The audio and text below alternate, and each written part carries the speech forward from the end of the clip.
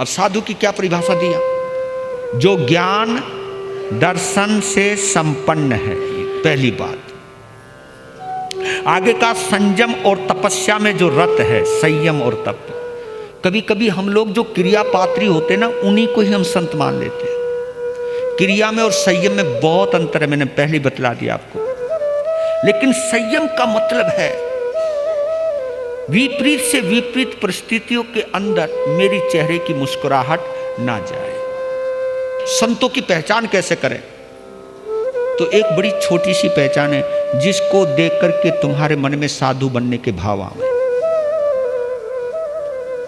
महाराज फिर तो तुम तो साधु हो ही नहीं। मैं कहाँ कह रहा हूं मैं साधु हूं भैया।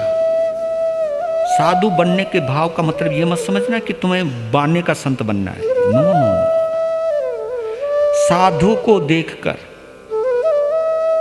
तुम्हें अपने दोष दिखाई देने लग जाए, वो साधु।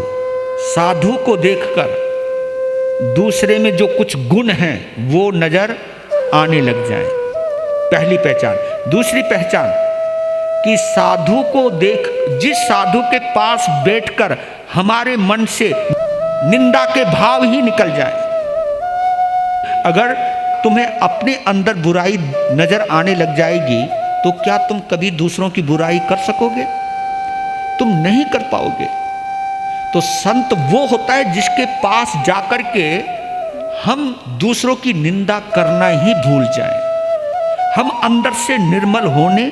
लेकिन भगवान महावीर की साधुता को देखना, अगर उनके सानिध्य में आकर के सांप और नेवला अगर अपने वेर भाव को भूल रहा है तो कहीं ना कहीं वहां पर ऐसा वातावरण, उनका सन्निधि, उनकी सानिध्य इतना जबरदस्त है कि जन्मजात बैर, इसको कहते हैं जो परंपरा से बैरी हैं, जन्मजात बैर हैं, वो भी अपने बैर को।